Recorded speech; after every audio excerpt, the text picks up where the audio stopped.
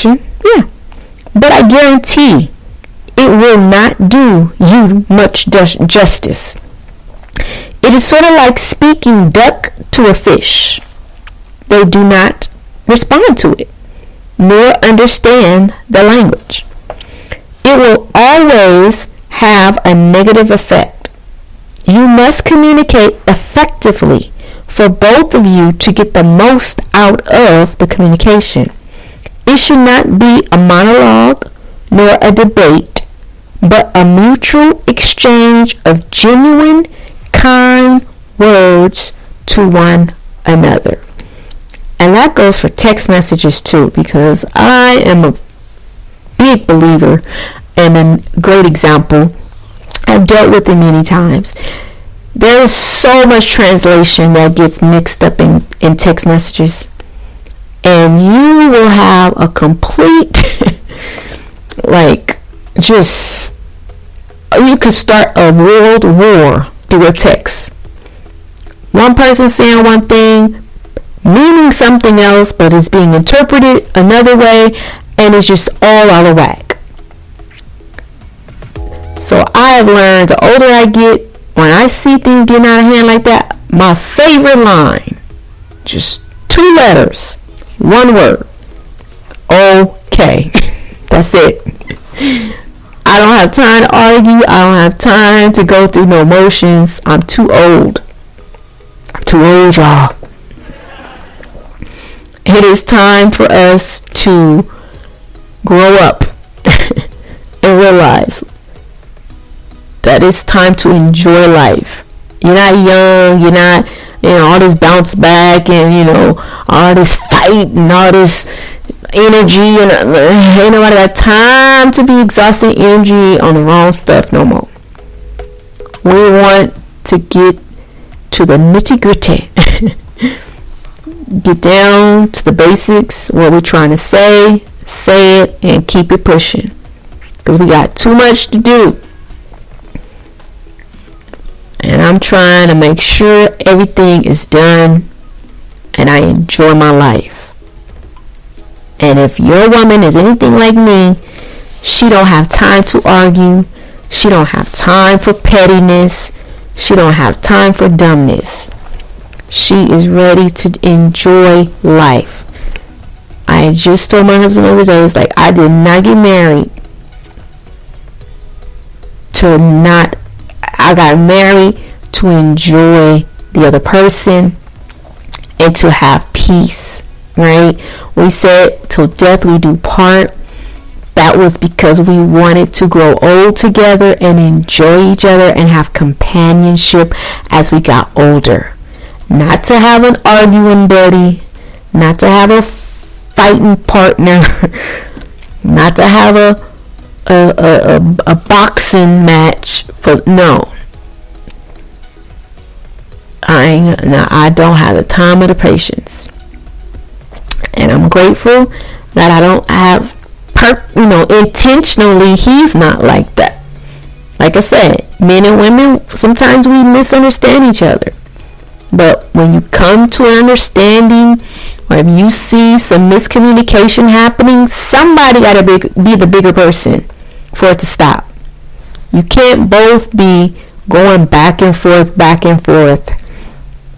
and expect for a solution to come out of it. Somebody got to nip it in the bud. And I'm to the point now where I don't even care about being right as long as I am at peace and I'm happy. You want to be right? Go ahead, right ahead, be right. Whatever floats your boat. And that goes not just for relationships, but for friendships, for, and other conversations with people about the news, about life, whatever. I just get quiet and smile. Because I ain't got to prove nothing to nobody. And once you get there and realize that, the rest is easy. Becomes peaceful. And you just enjoy your life. So communicate, men. If you feel in a certain way, talk to her. And there's a way to say it. There's a way to talk. Now, sometimes we've, kind of, what's they say, you done burnt some bridges. Sometimes you done made it difficult. You've been communicating a certain way for the last 20 years, so she may be on the defense, or you may be on the defense, or you may automatically assume that something's about to go south because that's the way it's been going for the last 3-4 years or 3-4 months. But there can always be a fresh start. There can always be a change. Whether they accept it or not, that you don't have no control over them, but you have control over you and how you react and how you respond to it. And you don't have to react and respond like you used to. You can set the example. Be the change. What do we always say? Be the change you want to see. Change starts with you. Once you change, everything around you changes. And if it doesn't change, if it's not willing to change, then it's going to leave. It's not going to stick around. So, communicate effectively and within reason.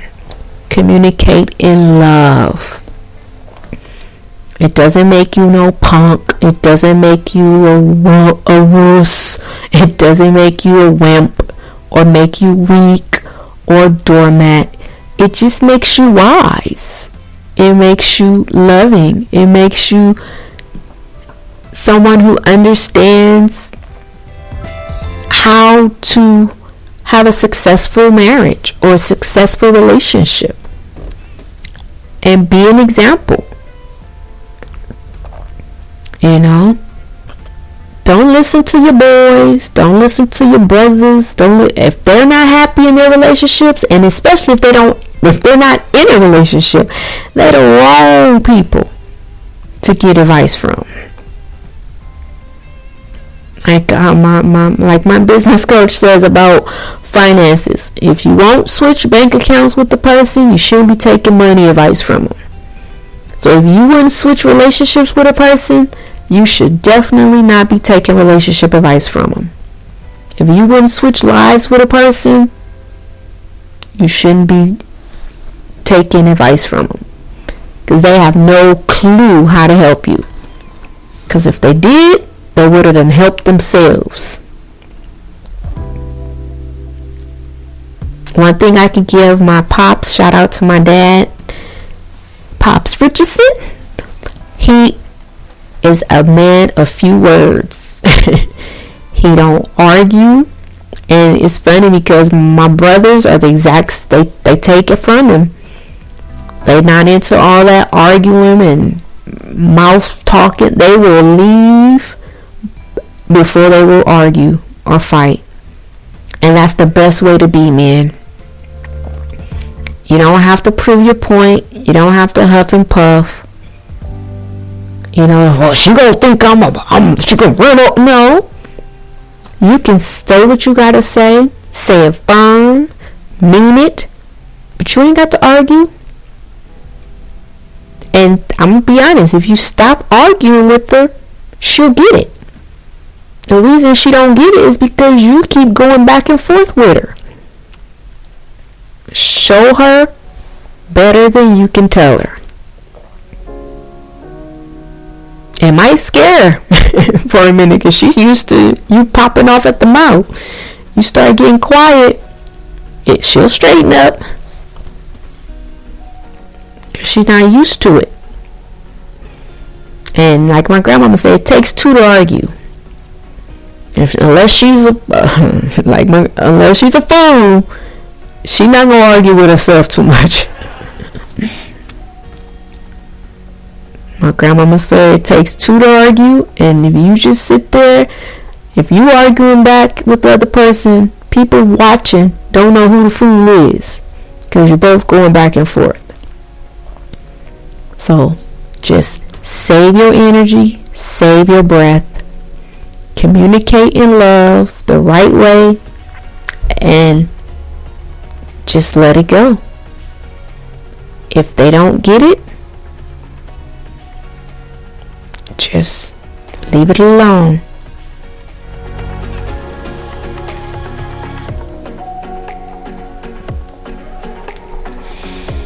So we have been listening to some beautiful instrumental versions of songs. We had Back on Deck by X Rusan and ESO Indies. We had Waterfall by ESO Indies, King Sis. Sweet Talk by Tyra Chantley. We had Little Sunday Barbecue by Jesse Lawrence. And now we are listening to Bedroom by Loving Caliber.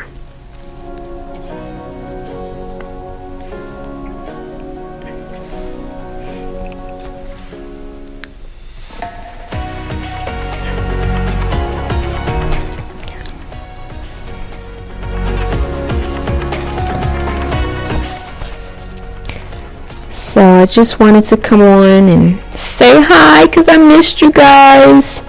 But since today was my Friday, I said, oh no, I got to get back up on my podcast.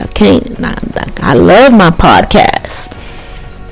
Let my audience know I'm still here. I just took a week off, week and a half rather, went on vacation and had a business trip to tend to. But I am back in sunny Southern California for now. Until the next trip. So tomorrow morning, 7 a.m., I will be doing a Zoom with my bestie, Diane, Coach Diane. We will have our first fourth Saturday tea for women. An inspirational time for us. We just got off about an hour ago. We was on the Zoom coming, our minds getting together, getting everything prepared and getting the slides and the songs together for almost 3 hours. We were on there. So I'm excited and we're all ready for it. So those ladies that are going to be a part, we appreciate you. We're excited and we can't wait to meet and greet with you on tomorrow morning, 7 a.m. Pacific Standard Time. If you're interested, interested in being a part and you haven't signed up, you can just text me or send me email, somehow contact, and we'll send you the link and the information. But it's going to be a great time for us as women to come together and commune. Alright, so that's about all for now. We're going to be out of here as we listen to instrumental of Self-Made Woman by Catherine Appleton. This has been your girl, Coach LockMarie, saying I love you, stay focused, communicate in love, and I will see you on the next episode.